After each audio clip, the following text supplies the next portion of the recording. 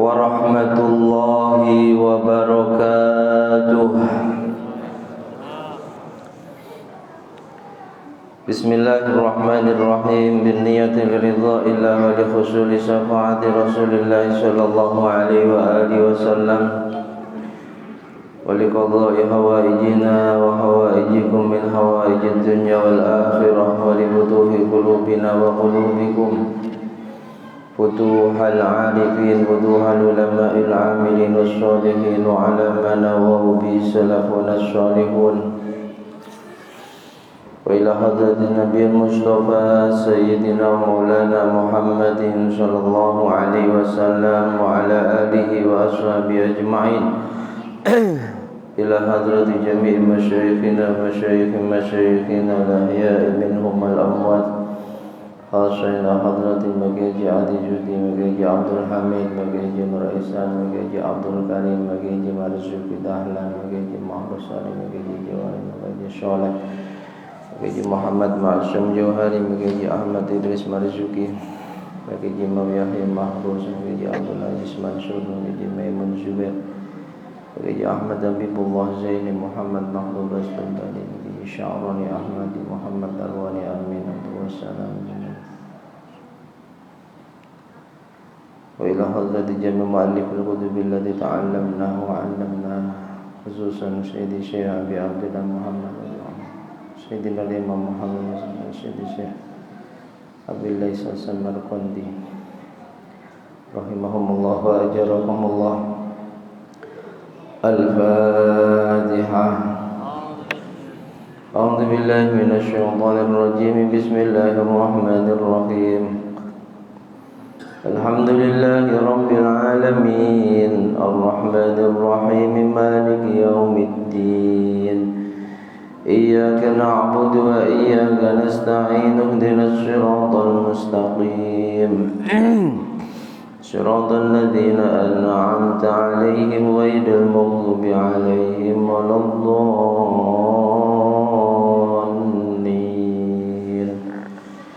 رب اغفر لي ولوالدي وللمؤمنين آمين. الحمد لله وكفى والصلاة والسلام على سيدنا ومولانا محمد المصطفى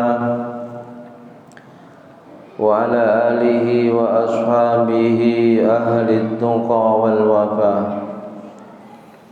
سبحانك لا علم لنا إلا ما علمتنا إنك أنت العليم الحكيم.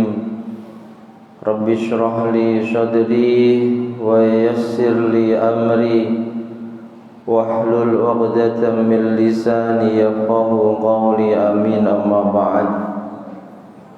Yang kami hormati dan kami muliakan segenap jajaran pengurus dan Dewan Kemakmuran Masjid Al-Ikhlas, bapak-bapak, ibu-ibu, hadirin wal hadirat, jamaah salat maghrib Masjid Al-Ikhlas yang juga sangat kami hormati, kami muliakan. Mudah-mudahan kita semua dengan berkah istiqomah hadir di majelis yang mulia ini benar-benar dilimpahi ridha, rahmat dan ampunannya Allah, diberkahi kehidupan dunia akhirat kita, digolongkan hamba-hambanya yang mendapatkan kemuliaan, keselamatan dan kebahagiaan baik di dunia ini maupun kelak di akhirat. Amin amin Allahumma amin. Bersyukur kepada Allah Subhanahu wa taala dengan ucapan alhamdulillahirabbil alamin. Bersolawat dan bersalam kepada Rasulullah dengan ucapan doa Allahumma sholli wa sallim wa barik ala sayyidina Muhammad wa ala ali sayyidina Muhammad. Hadirin wal hadirat rahimakumullah wa as'adakumullah. Mari kita lanjutkan kajian rutin kita, kajian kitab Tanbihul Ghafilin karya beliau Asy-Syaikh Nasr bin Ibrahim bin Ahmad As-Samarqandi. Malam hari ini kita memasuki hadis yang ketujuh. Bismillahirrahmanirrahim. Qala al-mu'allif rahimahullahu ta'ala wa nafa'ana bihi wa bi ulumihi wa bi asrarihi wa bi anwarihi fid dharain amin. Wa rawa Waqi' an Sufyan an Habib an Nabi Shalih an Nabi Hurairah radhiyallahu ta'ala an qala Ja'a rajulun ila Nabi sallallahu alaihi wa alihi wasallam faqala ya Rasulullah inni a'malul amal fa usirrahu fayuttala'u alaihi fayujibuni dzalik aliya fihi ajrun qala laka fihi ajran ajrus sirri wa ajrul alaniyah.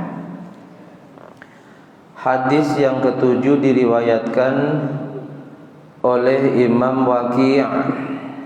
Imam Waqi' ini salah satu gurunya Imam Syafi'i. Masyhur saat Imam Syafi'i merasa sulit belajar ilmunya, merasa sulit menjaga hafalannya, Imam Syafi'i mengadu kepada gurunya yang bernama Imam Waqi'. Imam Syafi'i mengatakan syakautu ila Waqi'in su'a hifdzi. Suatu ketika aku mengadu pada guruku Imam Waqi' tentang buruknya hafalanku. Problematika yang dialami oleh para pemburu ilmu, terkadang di tengah belajarnya tiba-tiba sulit memahami ilmu, menjaga hafalannya, tiba-tiba buruk hafalannya. Mengadu kepada gurunya dan gurunya memberikan petunjuk kepada Imam Syafi'i, fa arsyadani ila tarkil ma'asi, agar Imam Syafi'i berusaha semaksimal mungkin meninggalkan kemaksiatan.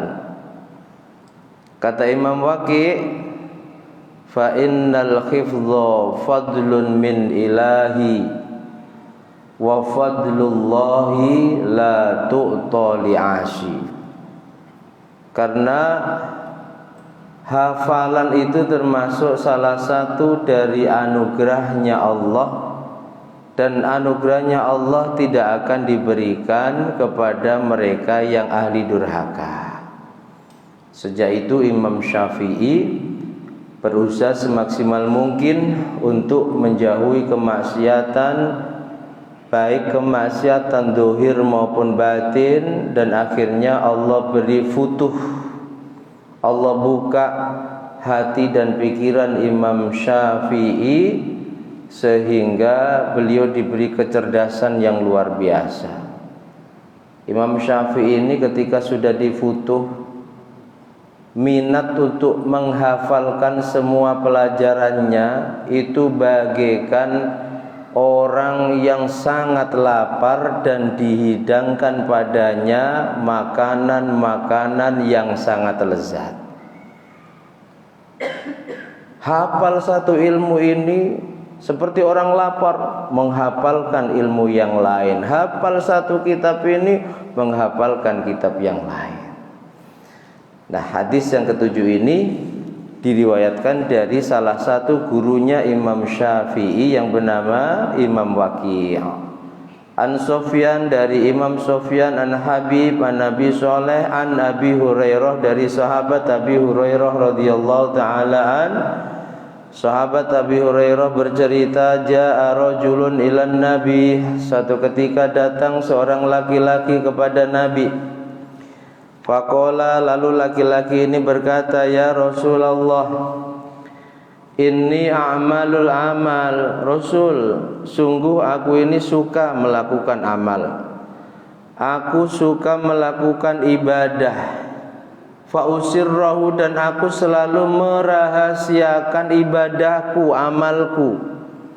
Aku berusaha tidak perlu ada yang tahu aku melakukan ibadah dan kesalehan kecuali hanya Allah. Fayuttala alaihi, suatu ketika amalku dilihat oleh orang lain.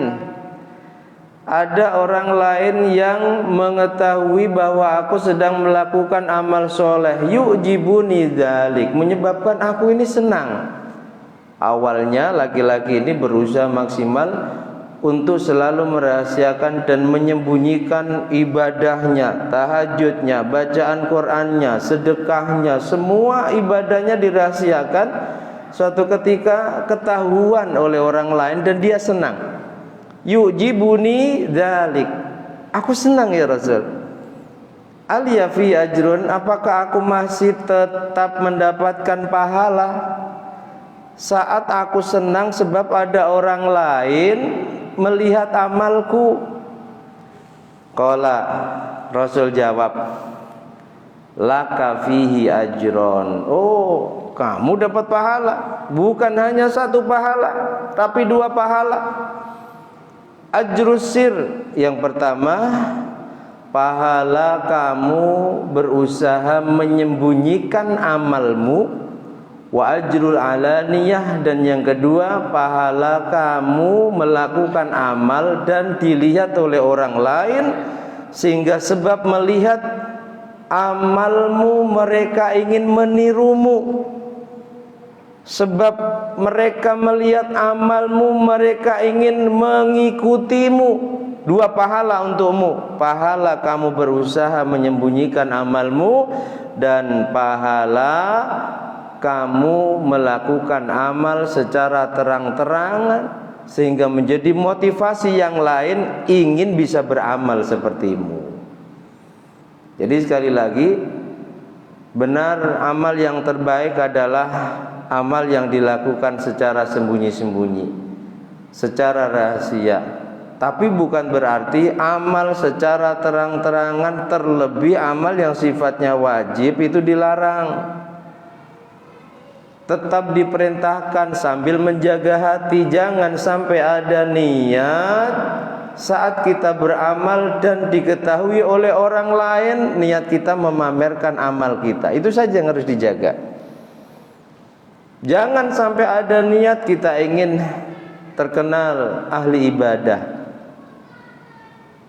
Jaga niat ikhlas karena Allah. Apalagi ketika ada niat kita melakukan sholat sunnah dengan jumlah yang banyak, kita sedekah dengan jumlah yang banyak, niat untuk memotivasi yang lain agar meniru kesalehan kita.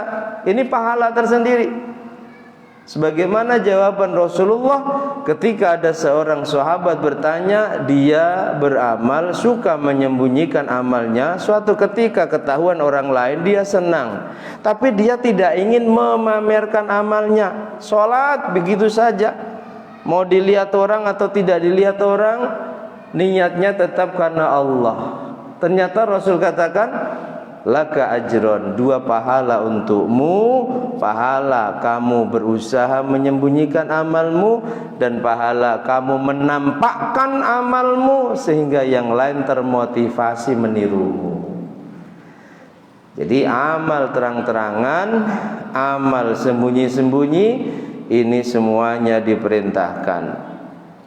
Bahkan kalau memang seseorang itu tergolong orang yang selama hidupnya selalu menyembunyikan dan merahasiakan amal kebaikannya, berusaha semaksimal mungkin tidak ada yang tahu bahwa dia sedang melakukan kesalehan kecuali Allah, ini nanti di hari kiamat sangat istimewa. Karena di saat yang lain melewati hisab, melewati sirat, melewati antri menerima buku catatan amal, ditimbang amalnya, dia tidak. Dia langsung saat manusia berkumpul di mahsyar, kata Rasulullah, orang-orang yang di dunianya suka menyembunyikan amalnya, berusaha semaksimal mungkin tidak ada yang tahu dia beramal, dia beribadah, dia melakukan kesalehan kecuali hanya Allah. Mereka diberi sayap lahu ajnihatun ka ajnihatit toir, seperti sayap-sayapnya burung, dan dengan sayap itu yatiru bihi ila khitanil jannah, mereka terbang langsung menuju pintu gerbangnya surga.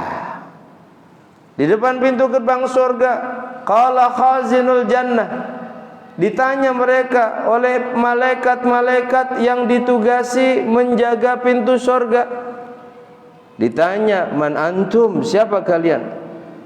Mereka menjawab, nahnu min ummati Muhammad, kami semua umatnya Muhammad.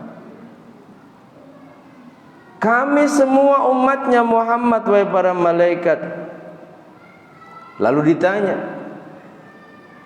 dengan amal apa kalian memperoleh derajat sehebat ini?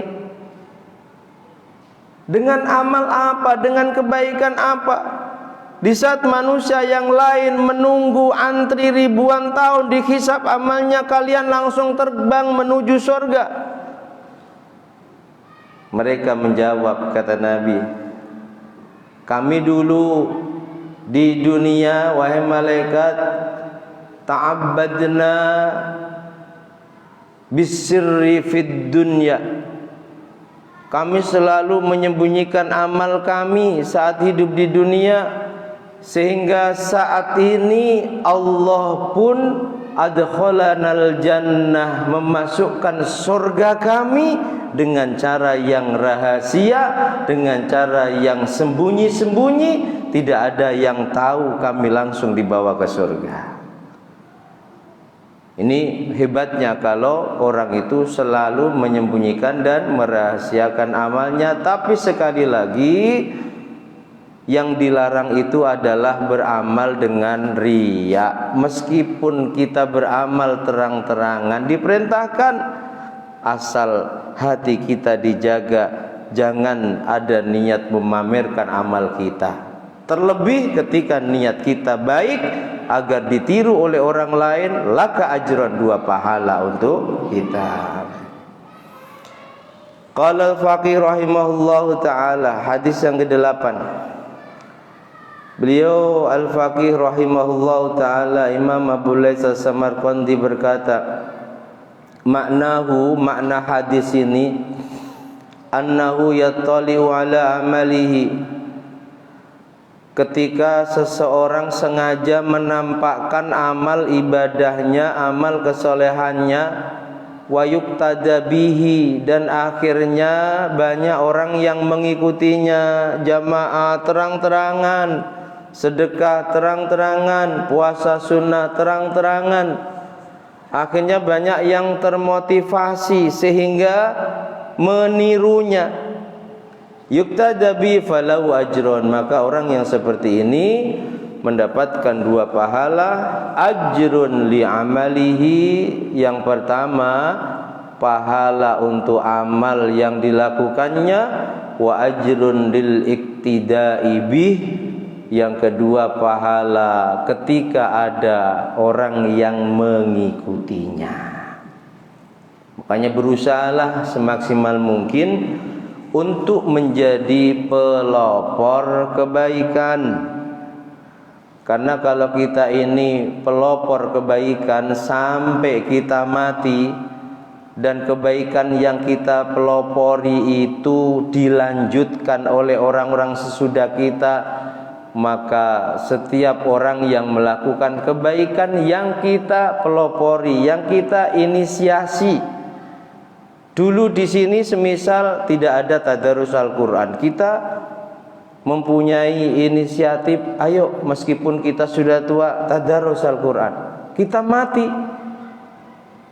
dan kebaikan itu dilanjutkan oleh orang-orang sesudah kita. Subhanallah, pahalanya terus mengalir ke dalam alam kubur kita. Alhamdulillah, jadilah pelopor kebaikan. Karena ketika kebaikan yang kita awali itu diteruskan oleh orang-orang sesudah kita, pahala itu terus mengalir ke alam kubur kita. Kama qala Nabi sallallahu alaihi wasallam, sebagaimana yang disampaikan oleh Rasul dalam sebuah hadisnya. Rasul katakan, man sanna sunnatan hasanatan, barang siapa yang melakukan satu kebaikan, membuat tradisi yang baik. Arti tradisi yang baik itu tradisi yang tidak bertentangan dengan syariat, tradisi yang sejalan dengan syariat. Semisal di sini tidak ada tradisi maulid kita adakan, tidak ada tradisi membaca sebagian surah dari Al-Quran di malam-malam tertentu, entah Al-Kahfi, entah Yasin dan surah-surah lainnya kita adakan. Man sanna sunnatan hasanatan, orang yang melakukan tradisi yang baik, falahu ajruha, maka baginya ini pahala dari kebaikan yang ditradisikannya. Wa ajru man amila biya ila yaumil qiyamah, dan baginya juga pahalanya orang yang mengikuti tradisi yang baik yang dipeloporinya itu sampai nanti hari kiamat. Subhanallah. Makanya sekali lagi, jadilah pelopor kebaikan dimanapun. Saat kebaikan yang kita pelopori diteruskan orang-orang sesudah kita, subhanallah, kita patut bersyukur karena kita tergolong orang yang beruntung. Kalau ada orang melakukan kebaikan yang kita awali tadi, maka kita juga mendapatkan kebaikan yang dilakukan oleh orang tersebut. Sampai kapan? Sampai hari kiamat. Sebaliknya, wa man sanna sunnatan sayyi'atan, barang siapa yang melakukan satu tradisi yang buruk. Dulu di perumahan ini tidak ada kumpul-kumpul minum khamr. Dulu di perumahan ini tidak ada kumpul-kumpul main judi, nggak ada. Kumpul-kumpul laki perempuan tanpa menutup aurat, tidak ada. Tiba-tiba datang orang baru mengadakan tradisi yang buruk itu. Awalnya 2 orang diajak kumpul main gaple, tak ada uang. Lalu malam berikutnya semakin bertambah karena mungkin dia rela mengorbankan sebagian hartanya, dikasih sarimi tiap yang berkumpul. Awalnya gaple yang tadinya tanpa pakai uang, akhirnya ada yang usul gimana agar kita semangat pakai uang, gak usah banyak-banyak. Hati-hati orang yang seperti ini. Orang yang melakukan tradisi yang buruk, sanna sunnatan hasan sayyi'atan, fa'alaihi, baginya dosa keburukan yang dilakukannya.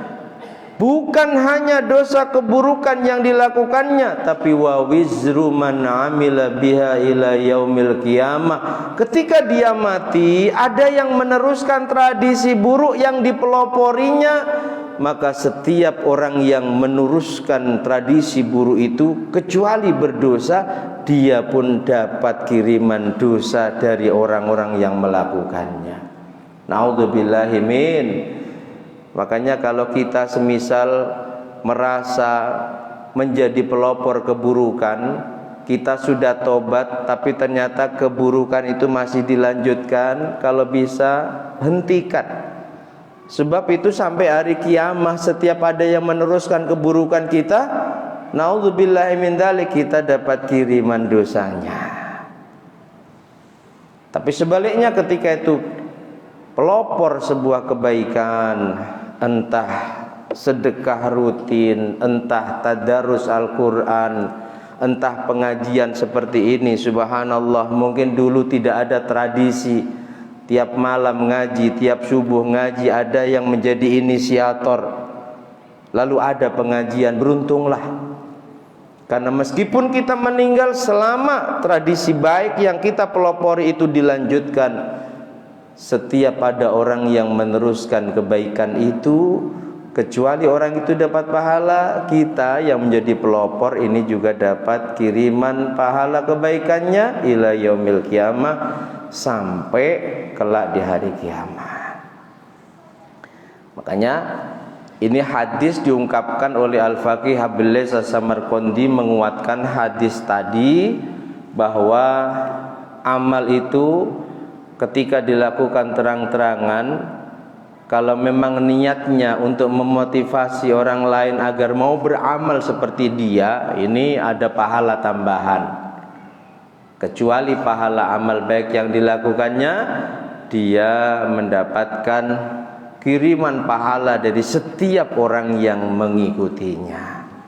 Mudah-mudahan Allah Subhanahu wa ta'ala ini memberikan pertolongan kepada kita, sehingga dimanapun kita berada, kita pindah kemanapun, kita selalu menjadi pelopor kebaikan, pelopor kesalehan. Amin amin Allahumma amin. Wa amma idza kana yujibuhu lima yuttala ala amali. Adapun ketika ada orang yang menampakkan amal kesalehannya, ibadahnya, tujuannya untuk memamerkan amalnya, pamer agar orang tahu bahwa aku ini ahli amal, la li ajlil iktida'i bih, bukan dengan niat agar ditiru kebaikan yang dilakukannya, fa innahu yukhafu dhahabu ajrih, maka sangat dikhawatirkan orang yang menampakkan amalnya, kesalehannya, kebaikannya kepada orang lain dengan niat seperti itu, sangat dikhawatirkan menjadi sebab hilang pahala amalnya, sebab bercampur dengan penyakit hati yang namanya riya. Yang di awal kitab ini dituliskan hadis tentang bahayanya riya, bagaimana kelak di hari kiamah Allah akan marah kepada mereka yang ahli amal, tapi setiap beramal niatnya selalu ingin memamerkan amalnya kepada orang lain. Allah marah sampai Allah katakan kepadanya, idhabu ilal ladzina kuntum, pergilah kalian kepada orang-orang yang turauna, kalian pameri amal kalian. Hal indakum fihi syai', apakah darinya kamu dapat kebaikan? Mereka tidak mendapatkan kebaikan sedikit pun dari orang-orang yang dipameri amalnya. Akhirnya amalnya sia-sia sebab Allah tak berkenan menerimanya. Karena sekali lagi amal itu ibarat hidangan, dikatakan ikhlas kalau hanya disuguhkan kepada selain Allah, Allah enggak mau, Allah marah. Allah katakan pergi kalian sana, datangi si fulan, datangi si fulana yang selalu kalian